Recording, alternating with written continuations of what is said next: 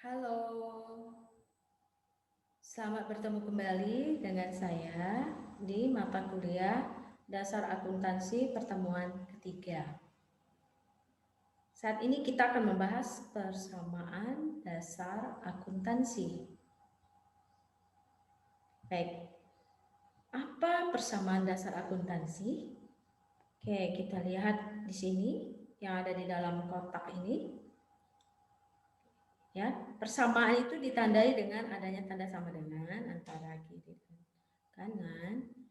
Oke, ini persamaan dasar akuntansi ya menggambarkan hubungan antara aktiva, kewajiban ya, berupa hutang dan modal. Kenapa hutang dan modal itu dianggap sebagai kewajiban? Ya, karena kita harus mengembalikannya. Sementara aktiva itu berupa harta atau hak milik si perusahaan. Jadi, di dalam persamaan dasar akuntansi ini akan menyajikan aktiva ya di dalam setiap perusahaan yang dimiliki oleh perusahaan. Oke, aktiva. Kemudian ke kewajiban ya, hutang dan modal ini kewajiban terhadap aktiva perusahaan. Aktiva akan muncul di sebelah kiri dari persamaan. Kemudian kewajiban ya dan ekuitas pemilik yang sering disebut modal itu akan muncul di sebelah kanan dari persamaan. Baik. Di sini ada seperti huruf T. Ya, T account ini adalah lambang neraca ya, keseimbangan antara kiri dan kanan. Nah, itu dilambangkan dengan T ini yaitu neraca. Baik, jika aktiva bertambah, kita posisikan di sebelah debit atau di sebelah kiri. Dan aktiva jika berkurang diposisikan di sebelah kredit atau dia di sebelah kanan dari neraca ini untuk T. Oke, karena ada persamaan, jadi ditandai dengan tanda sama dengan ya di sebelah ini merupakan kewajiban yaitu hutang dan modal. Nah, hutang ini sendiri berbanding kebalik, maksudnya posisinya kebalikan dari posisi aktiva. Jadi jika hutang bertambah, kita posisikan di sebelah kredit, kebalikan dari aktiva tadi ya. Jika bertambah posisi di sebelah kredit, dan jika hutang kita sudah bayar, sudah dibayarkan, jadi berkurang hutangnya, itu diposisikan di sebelah kiri atau debit. Untuk modal itu sendiri sama, jika bertambah di posisi kredit, ya, jika berkurang modalnya, ya modalnya jika sudah dikembalikan ya kepada yang punya modal, nah itu akan dianggap modalnya sudah berkurang ya dan diposisikan di sebelah debit ya dalam posisi neraca ini. Baik, kita lihat ke contoh. Contoh dari aktiva itu apa saja ya? Jadi perlu kita bahas lagi, aktiva itu merupakan kekayaan, harta dari sebuah perusahaan. Ya. Nah, contohnya seperti uang tunai atau cash. Nah, yang sering ditulis itu kas. Di dalam neraca itu nama akunnya kas untuk uang tunai. Ya. Kemudian ada aktiva tetap dan aktiva tidak tetap. Nah, contoh di sini kebetulan Ibu tampilkan untuk aktiva tetap seperti gedung, tanah, dan lain-lain. Oke, untuk aktiva tetap dan tidak tetap dan lebih detailnya lagi nanti ada dibahas di pertemuan setelah UTS ya, akan kita bahas lebih komplitnya apa tuh dalam yang termasuk dalam aktiva apa-apa saja, kemudian yang masuk dalam hutang itu apa-apa saja, kemudian modal itu yang bisa dikatakan modal itu apa-apa saja. Nah, itu nanti di minggu setelah UTS akan kita bahas. Oke, berikutnya di sini dalam persamaan persamaan dasar akuntansi selain aktiva itu ada hutang dan modal. Baik, hutang itu sendiri adalah kewajiban. Kewajiban dalam arti harus dibayar dengan uang atau jasa itu di kemudian hari pada saat tertentu di masa yang akan datang, maksudnya sesuai perjanjian apakah jangka pendek atau jangka panjang hutangnya. Hutang itu ada dua, jangka pendek dan jangka panjang. Nanti akan dibahas lebih detail di pertemuan setelah UTS nanti. Oke, untuk modal sendiri itu adalah tuntutan yang berasal dari para pemilik perusahaan. Dia menuntut, biasanya owner itu menuntut menganggap modal itu akan balik ke pemilik modal lagi, itu harus dikembalikan. Jadi dianggap sebagai kewajiban. Sering dikatakan balik modal. Nah, itu dikatakan balik modal. Jadi selisih antara aktiva dan kewajiban itu merupakan modal ya. Nah, modal bisa didapat dari selisih antara aktiva dan kewajiban. Baik, kita masuk ke contoh soal. Oke, sudah pasti ya setiap transaksi ini transaksi ada 3 contoh. Nah, setiap transaksi yang akan kita bahas dalam contoh ini itu akan mempengaruhi tiap transaksi keuangan akan mempengaruhi timbulnya perubahan dalam aktiva atau dalam kewajiban. Nah, seperti ini kita bisa jelas terlihat di sini dia akan menimbulkan perubahan pada apa. Baik, contoh soal yang pertama, Tuan Budiman bermaksud mendirikan perusahaan mebel. Berarti dia mau mendirikan, baru mau memulai usaha perusahaan mebel ya. Untuk itu Tuan Budiman menyetorkan uang sejumlah 20 juta. Oh, 20 juta ini untuk modalnya memulai usahanya. Jadi yang timbul dari soal nomor 1 ini apa saja? Yaitu timbul pengaruh perubahan terhadap aktiva dan modal. Aktiva dan modal untuk contoh nomor 1. Oke.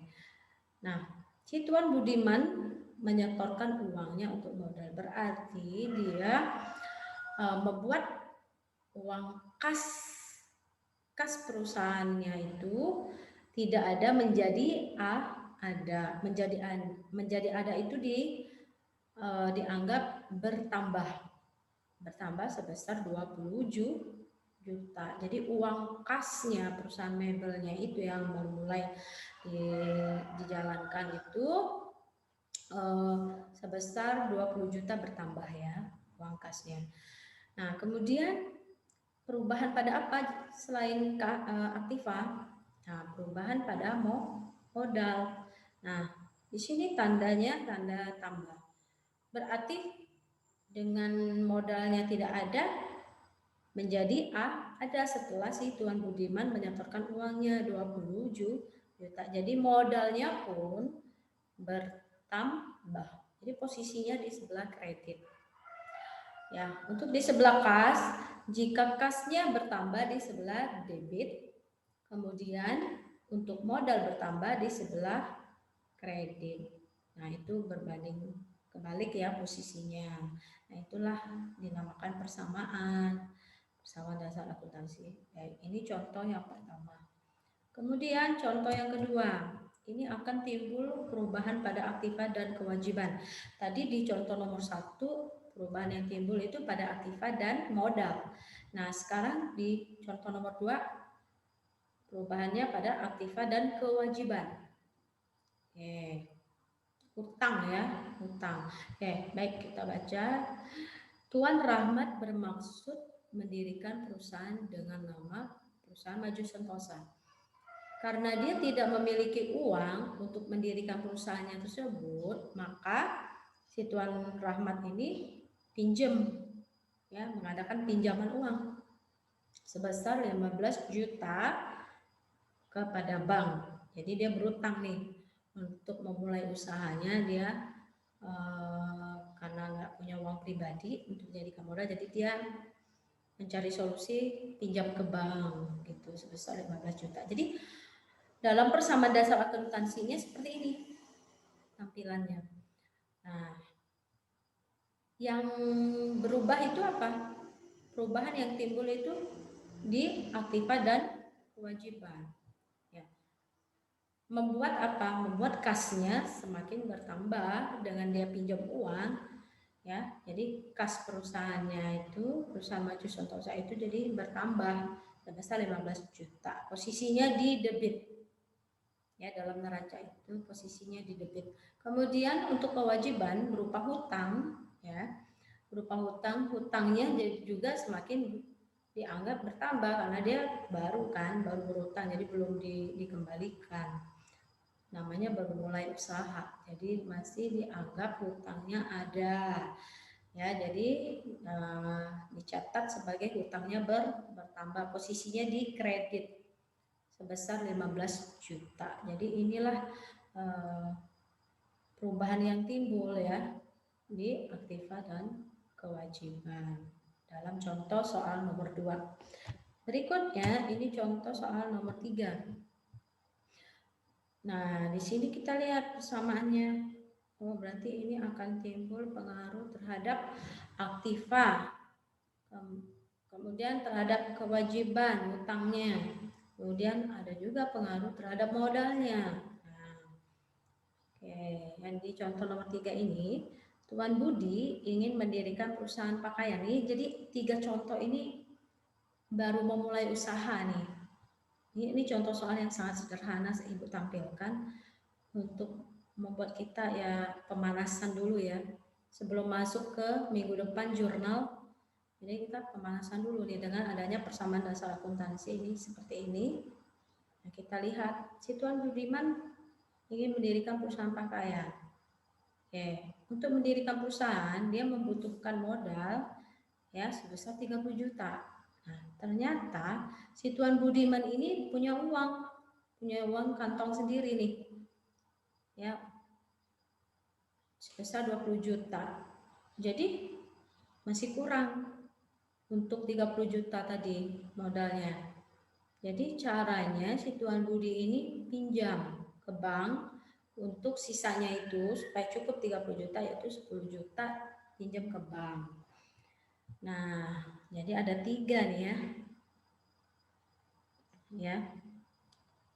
Ada 3 nih. Nih di sini 30 juta, 20 juta dan 10 juta. Nah, yang terjadi perubahan di dalam aktiva yaitu apa? Kasnya bertambah sebesar 30 juta. Kenapa bisa bertambah? Iya, itu berasal dari uang kantongnya si Tuan Budi 20 juta dan hasil pinjaman ke bank sebesar 10 juta. Jadi si Tuan Budi memiliki kewajiban sebesar 30 juta juga. Ya, kasnya bertambah sebesar 30 juta. Kemudian hutangnya dan modalnya pun bertambah. Jadi kewajibannya si Tuan Budi pun bertambah sebesar 30 juta karena dia baru mulai usaha ya. Jadi tetap bertambahnya sebesar 30 juta. Oke. Untuk kas itu sendiri posisinya di sebelah debit 30 juta. Kemudian di posisi kreditnya ada utang usaha dan ada modal. Jadi 10 juta ditambah 20 juta sama dengan 30 juta. Oke. Di dalam persamaan itu antara debit dan kredit harus balance. Di dalam neraca harus balance kredit. Debit dan kredit harus balance. Jadi persamaan yang terlihat di sini ya, kasnya di debit, utang usaha kredit di kredit posisinya, kemudian modal di kredit. Baik, balance ya 30 juta, kiri dan kanan 30 juta. Baik, nah di sini slide kita, materi kita udah selesai. Jadi begini, Ibu ingin Anda sebelum benar-benar masuk ke jurnal, Anda perhatikan 3 soal yang sederhana yang sudah Ibu tampilkan ini. Ya, Anda lihat, oh setiap soal itu harus dibaca secara teliti, jeli membacanya, karena di situ akan ada pengaruh yang timbul atau perubahan terhadap apakah aktiva, apakah hutang, apakah modal, ataukah yang lain-lain ya. Jadi minggu depan kita akan membahas jurnal itu lebih banyak contoh-contoh soalnya, dan kita posting di dalam jurnal itu seperti apa ya. Untuk neraca itu antara debit dan kreditnya tetap harus balance. Jadi untuk jurnal itu sangat diperlukan kehati-hatian, karena nama akunnya tidak boleh salah, posisinya antara debit dan kredit diletakkan di mana itu tidak boleh salah ya, dan nominal pun tidak boleh salah, karena kalau nggak balance berarti ada kesalahan. Kesalahannya terdapat apakah salah mencatat akunnya atau salah mencatat posisinya antara debit atau kredit. Nah itu makanya Ibu bilang dibutuhkan ketelitian. Oke, jadi perlu kita membahas persamaan dasar akuntansi seperti minggu ini, pertemuan saat ini, untuk Anda bisa menapak lebih mantap lagi di minggu depan ya, pada saat Anda belajar menjurnal. Oke, sekian materi dari Ibu untuk minggu ini, pertemuan ketiga. Salam sehat untuk kita semua. Tetap semangat dalam belajar. Mohon video pembelajaran ini diulang-ulang. Jika ada yang masih kurang paham, diulang lagi dan siapkan pertanyaan untuk minggu ini ya, di hari Kamis nanti. Siapkan pertanyaan Anda apa, sebisa mungkin Ibu akan menjawab. Oke, sekian dari Ibu, dan mohon maaf jika ada nada-nada sumbang. Harap maklum karena Ibu bikin video pembelajaran ini dari rumah. Jadi salam sehat ya. Sampai ketemu di Google Classroom di hari Kamis, pertemuan ketiga.